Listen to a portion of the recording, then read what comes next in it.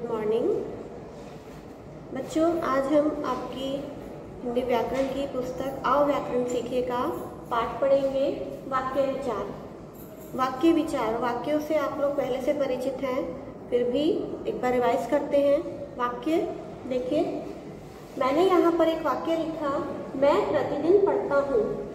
तो आपको समझ आया कि मैं प्रतिदिन पढ़ता हूँ, मैंने एक बात बोली। दूसरे वाक्य में मैंने लिखा पढ़ता मैं हूँ प्रतिदिन। तो क्या ये सही है? नहीं है, क्योंकि मैंने इस वाले यहाँ पर जो है शब्दों को सही क्रम में नहीं रखा है, व्यवस्था उनकी सही नहीं की है, शब्दों को कहीं भी उल्टा सीधा रख दिया है। तो ये वाक्य नहीं बनता है, ये वाक्य नहीं है। वाक्य क्या होता है? जब शब्दों सार्थक शब्दों का समूह व्यवस्थित होता है। सार्थक होते हैं जिनका अर्थ हो, सार्थक यानी कि अर्थ के साथ, अर्थ सहित वाक्यों, अर्थ सहित शब्दों को सही क्रम में रखा जाता है। मैं प्रतिदिन पढ़ता हूँ, अब ये समझ आ रहा है आपको, मैंने लिखा मैं प्रतिदिन पढ़ता हूँ, ये वाक्य है। पढ़ता मैं हूँ प्रतिदिन, तो ये क्या है? ये वाक्य नहीं है, क्योंकि इसमें क्या है, शब्दों की व्यवस्था सही तरीके से नहीं की गई है। ये होते हैं हमारे वाक्य। देखिए इसकी परिभाषा, शब्दों का सार्थक एवं सुव्यवस्थित समूह। शब्दों का सार्थक यानी कि अर्थ के साथ सुव्यवस्थित, सही तरीके से सही व्यवस्था में रखा हुआ समूह। जैसे माँ खाना बना रही है, जैसे हमने एक ये वाक्य पढ़ा, एक ये पढ़ा, तो ये है वाक्य, क्योंकि इसमें क्या है, शब्द एक तो सार्थक है, सबका अर्थ निकलता, और दूसरी बात सभी सही क्रम में रखे गए हैं। माँ खाना बना रही है, बिल्कुल सही है ये। तो ये हो गया वाक्य, जब हमने इन्हें सही तरीके से रखा है। ये होते हैं बच्चों हमारे वाक्य। हमें पढ़ना है वाक्य विचार। अब देखिए वाक्य रचना क्या होती है। सार्थक शब्दों के सुव्यवस्थित मेल से बने वाक्य, जैसे सार्थक शब्द हैं, इनके व्यवस्थित मेल से जो वाक्य बनते हैं, जो वक्ता के कथन का पूर्ण अर्थ प्रकट करते हैं, यानी कि जो कुछ कहा जा रहा है वो समझ आ जाता है, उससे क्लियर हो जाता है, उसका सही अर्थ निकल के आता है। तो इस रचना को हम कहते हैं वाक्य रचना। यानी कि जब हम वाक्यों को तब उस तरीके से रखते हैं कि उसका अर्थ समझ आ जाए, वक्ता जो कहना चाह रहा है, जो बात हमारे सामने रखी जा रही है, वो हम समझ सके, तो वो होती है सही वाक्य रचना। ये बच्चों हमने देखा वाक्य रचना। अब हम वाक्य के अनिवार्य, वाक्य रचना के जो अनिवार्य तत्व हैं उन्हें पढ़ते हैं, यानी कि जो जरूरी हैं।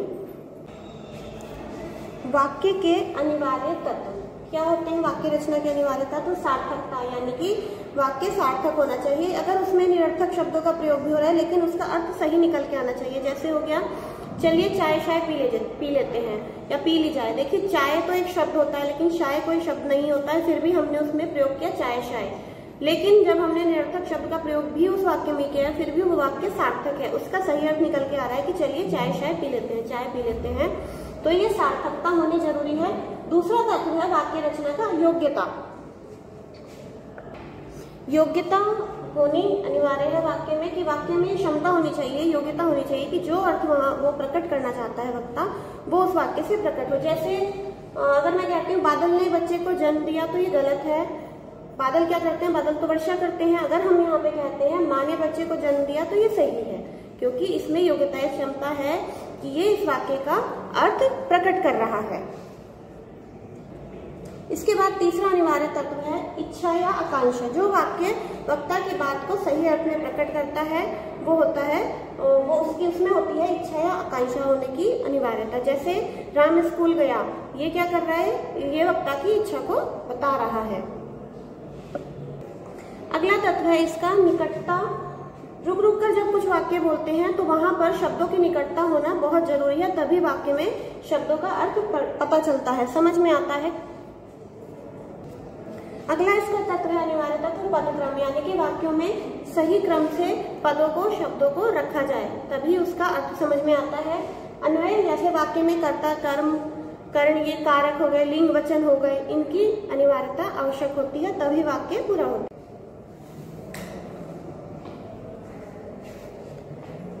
वाक्य के अंग, वाक्य पढ़ते हैं जब हम, तो वाक्य के अंग हमें पता होने चाहिए। वाक्य के दो अंग होते हैं, उद्देश्य और विधेय। उद्देश्य, विधेय। उद्देश्य क्या होता है? वाक्य में जिसके विषय में बताया जाता है, वाक्य में जिसके विषय में बात की जाती है, वो उद्देश्य कहलाता है। जैसे उदाहरण देखिए, पिताजी बाजार जा रहे हैं। वाक्य में कहा जा रहा है पिताजी बाजार जा रहे हैं। अब पिताजी, किसके विषय में यहाँ पे बात हो रही है? पिताजी के विषय में, कि बाजार कौन जा रहा है? पिताजी जा रहे हैं। तो यहाँ देखिए ये हो गए हमारे उद्देश्य।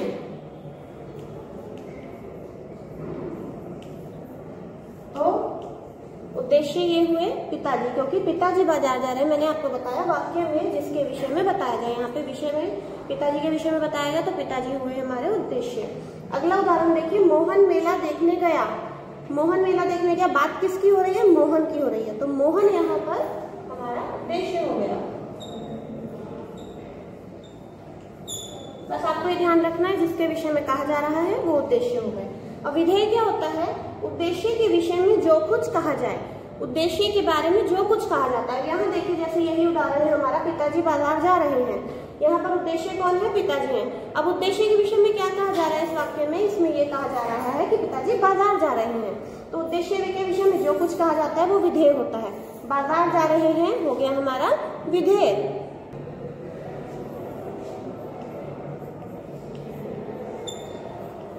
ये हुआ हमारा विधेय। इसी तरह हमने अगले वाक्य में देखा, मोहन मेला देखने गया। तो मोहन हमारा उद्देश्य है। मोहन के विषय में जो कुछ कहा गया वो विधेय है।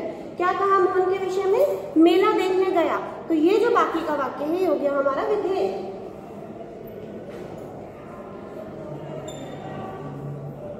तो ये होते हैं बच्चों हमारे उद्देश्य और विधेय। वाक्य के अंग होते हैं, बहुत इंपॉर्टेंट है, आपको इसे पहचानना बहुत जरूरी है। आपको ये समझ आना चाहिए उद्देश्य क्या है, विधेय क्या है। एक बार फिर से सुन लीजिए, वाक्य में जिसके विषय में बताया जाए वो उद्देश्य, और उद्देश्य के विषय में जो कुछ कहा जाए, जो कुछ बताया जाए वो।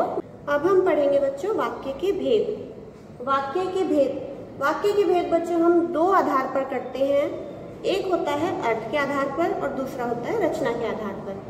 तो अर्थ के आधार पर वाक्य के 8 भेद होते हैं। देखिए, पहला विधानवाचक, दूसरा प्रश्नवाचक, तीसरा निषेधवाचक, चौथा संकेतवाचक, फिर विस्मयवाचक, विस्मयादिवाचक, संदेहवाचक, आज्ञावाचक और इच्छावाचक। ये हैं अर्थ के आधार पर वाक्य के 8 भेद। इसके अलावा रचना के आधार पर वाक्य के 3 भेद होते हैं। देखिए, रचना के आधार पर सरल वाक्य, संयुक्त वाक्य और मिश्र वाक्य। फिर से सुन लीजिए, अर्थ के आधार पर वाक्य के 8 भेद हैं और रचना के आधार पर वाक्य के 3 भेद हैं। अब हम इन्हें डिटेल से पढ़ते हैं। हम पहले पढ़ेंगे अर्थ के आधार पर वाक्य भेद, जो कि 8 हैं। अब हम अर्थ के आधार पर वाक्य के भेद पढ़ते हैं। देखिए, अर्थ के आधार पर वाक्य का पहला भेद है विधानवाचक वाक्य। विधानवाचक वाक्यों में कार्य का सहज एवं सामान्य रूप से होने का पता चलता है। कार्य का सहज एवं सामान्य रूप से, यानी कि कोई भी कार्य सामान्य रूप से हुआ है। जैसे देखिए उदाहरण, सूर्य उदय हो गया। एक सामान्य सी बात है कि सूर्य उदय हो गया। दूसरा उदाहरण है इसका, रीमा खेल रही है, या मैं पढ़ा रही हूँ, आप पढ़ रहे हैं, माँ खाना बना रही है। मतलब सभी कार्य सामान्य रूप से हो रहे हैं। ये सभी विधानवाचक वाक्य से पता चलता है। दूसरा वाक्य है इसका प्रश्नवाचक वाक्य। प्रश्नवाचक वाक्य जैसा आप नाम से समझ सकते हैं कि इसमें इन वाक्यों में प्रश्न पूछे जाते हैं। प्रश्न पूछे जाने का पता चलता है। जैसे उदाहरण देखिए, आप कहाँ रहते हैं। मैंने प्रश्न किया, आप कहाँ रहते हैं, तो ये वाक्य प्रश्नवाचक वाक्य में आता है। दूसरा उदाहरण है, बाहर कौन है। बाहर कौन है, तो यहाँ भी देखिए प्रश्न पूछा गया, तो इसलिए ये अर्थ के आधार पर वाक्य का दूसरा भेद है प्रश्नवाचक वाक्य। अब तीसरे भेद पर आते हैं। तीसरा भेद है निषेधवाचक वाक्य। निषेध, निषेध शब्द का अर्थ होता है न होना, किसी कार्य का न होना। इसीलिए निषेधवाचक वाक्य से पता चलता है किसी कार्य के न होने का, यानी कि जिन वाक्यों से हमें यह पता चले कि कोई कार्य नहीं हो रहा है तो वो वाक्य निषेधवाचक वाक्यों में आता है। जैसे उदाहरण देखिए, आज वर्षा नहीं हुई। देखिए, वर्षा नहीं हुई, वर्षा के न होने का पता चल रहा है, इसलिए निषेधवाचक वाक्य है। दूसरा देखिए, मैंने भोजन नहीं किया। मैंने भोजन नहीं किया यानी कि मैंने खाना नहीं खाया। यहाँ भी कार्य का न होने का पता चल रहा है, अतः ये हमारे हुए निषेधवाचक वाक्य। अर्थ के आधार पर वाक्य का चौथा भेद है संकेतवाचक वाक्य। संकेतवाचक वाक्य देखिए क्या होता है, इसमें एक क्रिया दूसरी क्रिया पर निर्भर होती है। एक क्रिया दूसरी क्रिया पर निर्भर होती है। जैसे उदाहरण से इसे समझेंगे, यदि वर्षा होती तो फसल अच्छी होती। यदि वर्षा होती तो फसल अच्छी होती। अब देखिए, फसल का अच्छा होना किस पर निर्भर करता है, वर्षा के होने पर। फसल कब अच्छी होगी, जब वर्षा होगी। तो एक क्रिया यानी कि फसल होने की, अच्छी होने की जो क्रिया है वो वर्षा के होने पर निर्भर करती है, यानी कि एक क्रिया दूसरी क्रिया पर निर्भर है। तो जहाँ एक क्रिया दूसरी क्रिया पर निर्भर होती है वो संकेतवाचक वाक्य होते हैं। दूसरा उदाहरण देखिए इसका, यदि तुम मेहनत करते तो अवश्य सफल होते।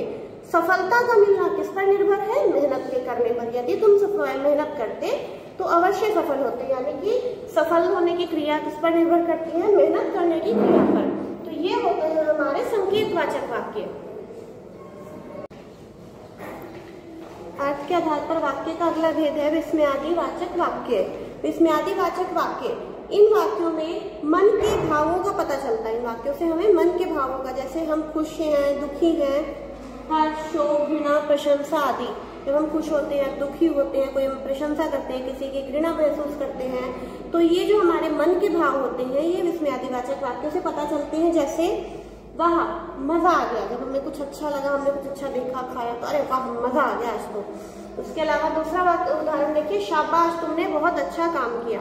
किसी ने बहुत अच्छा काम किया, हमने उसे शाबाशी दी क्योंकि हमारे मन में उसके लिए खुशी है, तो हमने कहा शाबाश तुमने बहुत अच्छा काम किया। अगला भी देखिए संदेहवाचक वाक्य।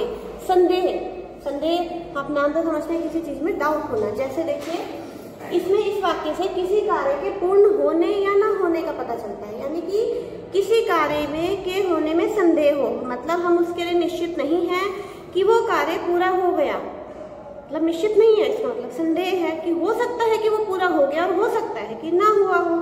तो ये होते हैं संदेहवाचक वाक्य। जैसे इसका उदाहरण देखिए, शायद माँ ने खाना बना लिया है। शायद माँ ने खाना बना लिया, मैं यहाँ हूँ, माँ घर पे, तो मैंने कहा शायद माँ ने खाना बना लिया है या होगा, मतलब श्योर नहीं है, निश्चित नहीं है। दूसरा है शायद आज बारिश हो। शायद आज बारिश हो, अब ये भी निश्चित नहीं है कि बारिश होगी ही होगी, हो सकता है हो जाए, हो सकता है ना हो। तो जहाँ पे कार्य के होने में संदेह हो वो होते हैं हमारे संदेहवाचक वाक्य। अगला देखिए बच्चों, आज्ञावाचक वाक्य।